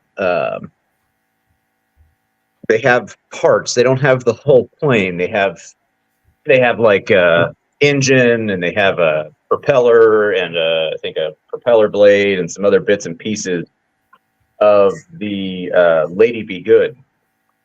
Lady Be Good was a B-24 Liberator that crashed in Lebanon, and the whole crew perished. And basically what it was is, and actually there is a movie that is based off of that has William Shatner in it, where they find the B-25 out in the desert, and they're trying to figure out, what happened, where's the crew, et cetera, et cetera. But basically, the crew bails out. Some of the crew bails out, and they all kind of, string along the way because the plane's going, so they're kind of strung out across the desert. And they kind of, best they could figure is they kind of linked up. And the Lady Be Good, like, basically when she crashed, she landed, right? Just basically ran out of gas and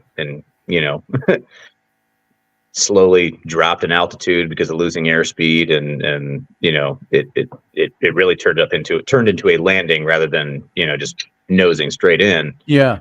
And they found that the crew, some of the crew had gotten by it, and they found journals, and the journal from one of the crew members who was keeping a log of stuff.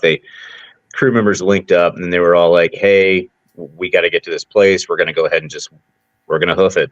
And they basically gradually died of exposure and dehydration along the way in the direction there. And they found their bodies, every so many miles kind of thing, heading in a direction. But they recovered the personnel, but they never recovered the whole aircraft. They took parts of the aircraft, and they brought those back. And they are now in the National Museum of the U.S. Air Force. Oh, wow. And when you talk to, like, night guardsmen and things like that, night maintenance people, whatever, they hear noises in the hangar where the Lady Be Good parts are. There's also a helicopter in there that the pilot was shot in. I think it was in Vietnam. Sometimes they say you can sometimes see a person sitting in that seat. There's all kinds of little things like that. So then you start looking at the, attachment style hauntings, where it's attached to an object or artifact. It's interesting. That reminds me of that old Twilight Zone episode where they had, I think it was Twilight Zone, a crew of some kind of bomber It was a B-25, and they kept hearing the jets. The guy was like, Yeah. kept hearing that, right? Yeah. And the crew is there. They're all World War II era, and crash landed in the desert.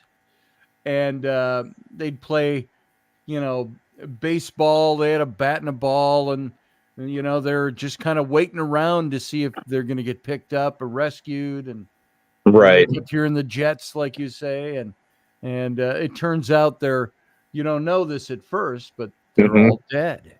Yeah. And they're ghosts, and they're attached to this ruin of this wreckage of this plane. And as they're found, they start seeing that there are. Do they see them, or does it just show that there is a modern day rescue team that's found this wreckage? Yeah. And they're recovering the remains of these soldiers that are all Right. skeletons now.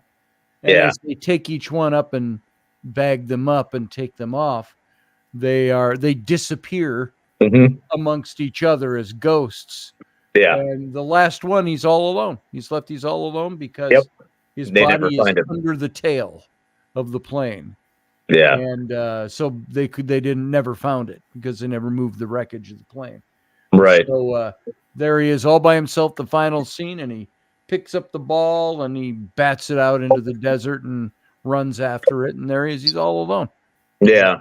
And There's- so it's I'm interesting. trying to remember what the William Shatner one was, because he plays by that point he's an Air Force. I want to say like lieutenant colonel or major, because when the story takes place, they had transitioned from Army Air Forces to. Was it's it on brand. pre Star Trek Shatner or post? Oh, It was before. Yeah, it may have Earlier? been before. Okay. Yeah, let's see. Keep talking. I'm going to look this up. I'll get an answer for you guys. All right. Okay. Well, But I mean, and it seems that not only with residual hauntings and the fact that sometimes we have images of ghostly people in period clothing or Mhm. any type of manifestation, it seems to indicate that there is a type of historical energetic layering. So we are, even our actions and what we're doing and how we're living our life, we're constantly throwing out energy. So Yeah. I mean, and all these after effects, if you want to call them, or it seems to indicate that there's something more than just what's in the physical world. That's interesting, Chuck. It's a little, so what do they call it? Psychokinesis? Feeling the actual. So Chuck says Psychometry. Psychometry is what it's called. psychometry. Yeah. Medic helicopter on the forward deck of the USS Hornet. Large bullet holes in it. I touched it once. I won't ever again. The death I saw, not again. Yeah, that's. Yeah. It's always. And that's it. And that's the stuff you can't. That's not the empirical evidence that will prove to anybody. Well, that right, ghost and exists. that's where it gets difficult, because it's like, how do you scientifically record that data? You don't. Like I don't know of a sensor that can. You know what I mean? Like, Right. that's where I say, do with that. the best you can do is present the evidence that you pick up. If you record anything, either visual or audio, or you're filming yourself using a spirit box or an ITC device,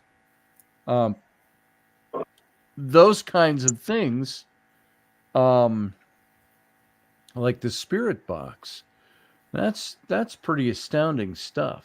So the Shatner movie is called Soul Survivor, Okay. and it was filmed in '70, so it's post Star 70. Trek. Post Star Trek. Okay. Yeah. Yeah, because it says here, while the film follows the fate of six-man crew of a B-25 Mitchell bomber, Soul Survivor is loosely based off the 1958 discovery of the B-24 Liberator bomber, Lady Be Good, sorry, I was wrong, it wasn't Lebanon, Libya. Libyan desert. Hell, Good. yeah. And her 9-man crew had disappeared without a trace in 1943, following its first and only combat mission in World War II. The bodies of 8 of the crew were found in 1960. Okay. Yeah. So was that a ghost story? Sole Survivor? Yes. So that was because I'm looking at some pictures, stills from the. It's got the World War II guys, and it's got the Shatner here in a more modern military uniform. Yeah. So yeah, that's the film I saw. So Yep. There's the guy with the baseball bat right there. Right. Yeah. There was a Twilight Zone episode that followed that. I'll see if I can figure that one out too. But yeah, the Libyans actually recovered the aircraft many years later, and they did not do a very good job of recovering the aircraft because it's in exponentially worse shape now than it was when it crash landed. Like, it was incredibly well preserved. Like, it was surprisingly undamaged. Yeah. For what it had been through. I think the empennage and the tail had kind of snapped off. But you had bent propellers, but everything else was pretty much intact. Now it's all, dented and crushed where they, picked it up with equipment and didn't take a lot of care with it. And it sits in an outdoor storage yard, and we've done nothing to try to get it back. By the way, remembering this film now that I'm looking at pictures, it's interesting. In 1970, you have the captain of the USS Enterprise from Star Trek, and you have the Admiral Nelson, Richard Basehart, from Voyage to the Bottom of the Sea. Yeah. Is also in this as a starred general of some kind. So they were both in that. So the Twilight Zone episode is King 9 will not return. Okay. King 9 will not return. And that's where they're all like, what's with the modern jets? And this explains it all, that realization. Yes. But imagine, if you will. Yes. Imagine, if you will. So, yeah. So good story, good storyline. And how much of that, I thought one of the more accurate ghost movies, speaking of pop culture, that I had seen had been Nicole Kidman in The Others. Have you seen that? I think I've seen bits and pieces of it, but I haven't seen that movie. When I saw that for the first time with Rainey, that was, to me, seemed like all the things put into what we have learned about how ghosts might actually act, how they might interact, how they might. It was a very interesting film. If you haven't watched it, I don't want to say much at all. If you haven't watched it, because there's a intricate plot to it, but that was something that I watched that, and you go, that might be how ghosts experience things on the other side from human. Because there was this scene where she's waiting for her husband to come back from the war. And the husband's played by Peter Eccleston. He was, what have I seen him in? Many things, but he was one of the Doctor Who's. When Doctor Who first resurged a few years ago, and he was the first one. But anyway, he was in this movie as the husband, and she sees him walking toward their mansion down this misty road, and she runs to meet him, and it's like he almost doesn't recognize her at first. Yeah. And she's greeting him, and she's trying to lead him to the house, and he says, I'm looking for my home. Mhm. And he kept repeating that kind of, I'm looking for my home.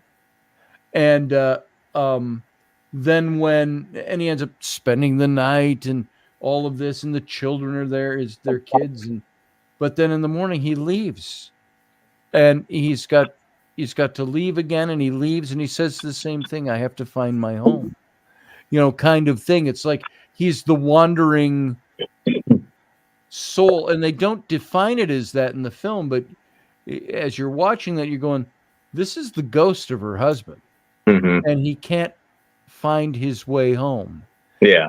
And even though she brought him into the home, he didn't recognize he still has to leave and wander to Mhm. find his home, and almost in a detached PTSD sort of way Right. in the spirit world. So so if you've never seen that, folks, The Others, that came out about 10 years ago, maybe, or Mm. maybe more, but you should watch that. You'd enjoy that for a good ghost movie. So yeah, just looking through here with that King 9 will not return thing from Twilight Zone. The closing narration is it's pretty interesting. It says, enigma buried in the sand, a question mark with broken wings that lies in a silent grace as a marker in a desert shrine. Odd how the real consorts with the shadows, how the present fuses with the past. How does it happen? The question is on file in the silent desert, and the answer is waiting for us in The Twilight Zone. But that's kind of all the questions that we're asking tonight. Yeah, how is this? How is this going on? How has this happened? Yes. Yeah, but yeah, there's a whole plethora of other stories though. Back to your original question there, Sarah. It's probably too many for me to recall at this point. I mean, that's fine, but I mean, what the point is, there's a plethora of them. It's too many to ignore. Yes. Right. Handfuls, Exactly. like, oh, okay, whatever. But given the volume, that seems to be a suggestion that something is going on. You start to see with stuff like that, like with with military bases and like battlefields and whatnot, like, for a really long time, people have been talking about places like Gettysburg. Mm-hmm. And that you can talk to so many people and you can see so many accounts of driving through the park, because there are roads where you can drive through to get to other battle sites, and but you're going through, you're walking through, and you hear things or you see things. There was during the battle, there was a whole thing with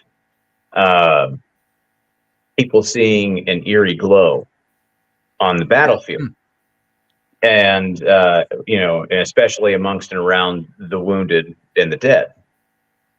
And it's all traced back to a bioluminescent, bacteria that would, where the wounds were, would kind of, develop there in colonies, because it, feeds on whatever infected, flesh, etc. It actually ended up saving a lot of people because it fought off infection that would have otherwise killed them. But people still talk about, seeing weird glows here and there, even long after that. And they see and hear stuff in the town, as well. So it's, where you have massive concentrations of emotion and energy and conflict and strife and things like that, there always seems to be, that imprint upon. It's like what we experienced at the Farnsworth house. Mm-hmm. The man who owned that during the Civil War, and just some odd. That was the EVP story, where I think we also, shouldn't forget that, yes, there's these concentrations of energy, but we have to have empathy too, in order to interact with it. Sure. So yeah, I mean, Oh yeah. yeah. Well, that's where Otherwise, like we're sensitivity. just, two different planes just interact, not never touching, right? These points of touching is where we have these interactions of paranormal Yeah. things. So, Well, and on that note, we're at the end of the show. So we're going to kind of call it for tonight. Sarah, I appreciate all that input. sure. That's pretty cool stuff. Yeah, It's we'll still have to always keep an eye on interesting to Jason talk because about. he's going to be moving to a new house. That's usually an indication of he may develop a haunting. He's You just introducing may, new yeah. energy. I look at it like this: the house was built in 1954. I don't see structures that young as typically, having the Although haunting new type builds, activity. brand new constructions can have spirits or ghosts attached to them. It all Well, could be yeah, attached to especially the where it's land. built. Probably Yeah. not. people can bring them in. Well, I The mean, and you area said it was can bring them 54, in. right? So there's probably lead paint. So Yeah, yeah, It's all encapsulated. Shush. it is. Well, but that's, it goes back to, like you talk about, attachment to a land or the place or things like that. And it goes back to, the same kind of thing with, the accounts of hauntings from Gettysburg. Yeah. The whole area, like Northern Virginia, growing up as a kid, I remember we got Whole place into is a house. haunted. Oh yeah. the whole state's haunted. No, right. Yeah, exactly. But we got into a new house in a newer development, and this is when I was, third grade, something like that. And, but I remember my See, it's very parents talking about it, and I remember them continuing to talk about it afterwards, that when they were developing the whole area where the neighborhood was and making the different expansions on the neighborhood, they're leveling the land, Right. and digging the foundations, and they're just finding Civil War era bullets, belt buckles, buttons, coins, all manner of different things from, the daily life and the daily kit, carried and worn, by troops moving through the areas, is just littered with it. Yeah. So it's, That's like watching things on the. I was watching a couple of different documentaries on the Battle of the Little Bighorn, yeah, Custer's Last Stand, and all of that. The greasy grass, yeah, and how they have found, LiDAR, satellite, ground penetrating, yeah, all these different things combined, how they have reconstructed the battle, and how because they can tell where there were groups of men sitting and firing by shell casings that had dropped versus bullets found downrange, versus, and they could tell where, there was a group of men that had broken off and run this way, and you could see they each one got picked off as they're going down through this gully, and you find the bullets and the shell case, and they were able to totally reconstruct forensically right. the battle in the way Which that then changed the whole perception of the battle. I actually remember when all that was going on, and because the historical thing, given that everybody was taught in school, yeah, prior to 19 whatever, was it's this big rallying last stand, right, and they're all encircled by the Sioux, and right. and they're fighting to the last man on the on a hilltop.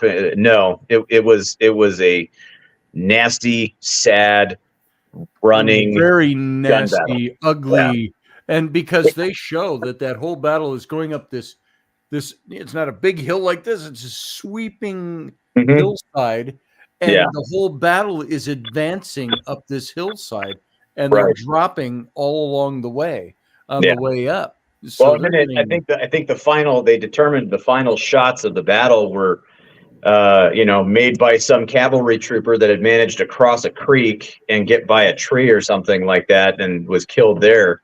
Yep. Because that's where all the shell casings stop. And they were it stopped. also figured that a lot of these guys that died on Last Stand Hill, they were suicides. Yeah. That they shot themselves rather than be killed, butchered, what they felt was going to be butchered by the Indians. Yeah. And so some of them were, and there were two of his relatives. Wasn't it his brother and his nephew that also died on Last Stand Hill? Yeah, I think so. So I believe so. There may have been another relative that was with another cavalry troop that was maneuvering elsewhere and not directly engaged. and when you go but he had stand out relatives there, out there. you go stand out there, the only cover you have is if you're down in those little gullies that are Yeah. running, the washes. It's once Other than that, you're you're in defilade. the whole place. It's wide open. It's Right. And it's all like rolling hills, prairie land. Yeah. Right. And it's you really do have no place to hide hardly. And it was, there's something I seem to recall something about how they they went through and took all of their took a bunch of basically war trophies. Yeah. And things like that. And there was something about it, whether basically they were like, they're like, no, dump it all. You shouldn't have taken this. Like there was some sort of order given to just leave them as they are. But people went and took stuff anyway. And then they finally made them get rid of it. God, it's been years since I saw a thing about it. So the details are fuzzy, but yeah, it's interesting. I actually haven't been out to the greasy grass. I really want to. We're hoping to go this summer. My wife and kids and I.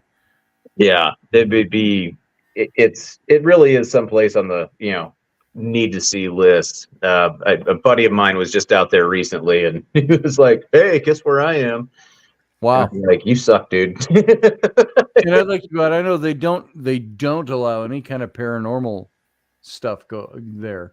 Right. And I don't know if they have ever, but I think it would still be interesting to walk through and record while you're doing it.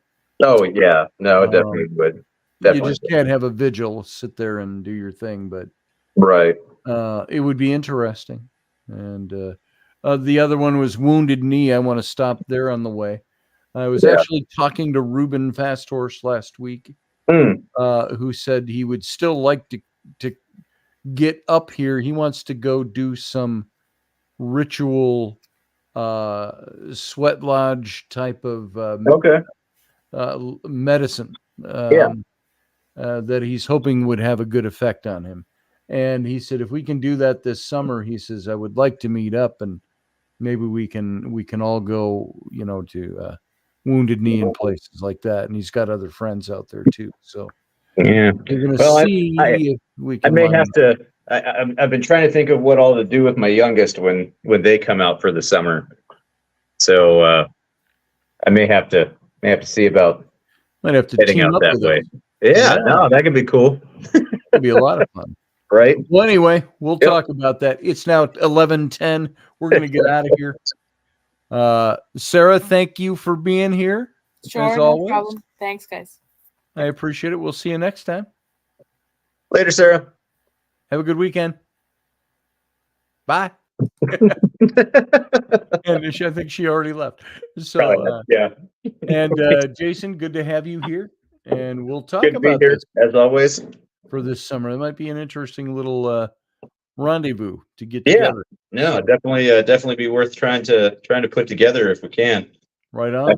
I know I have a couple of historian summit kind of related things early in the summer that are related to Air Combat Command historians. So I have to probably plan around those, but yeah, that sounds great. See what we could do.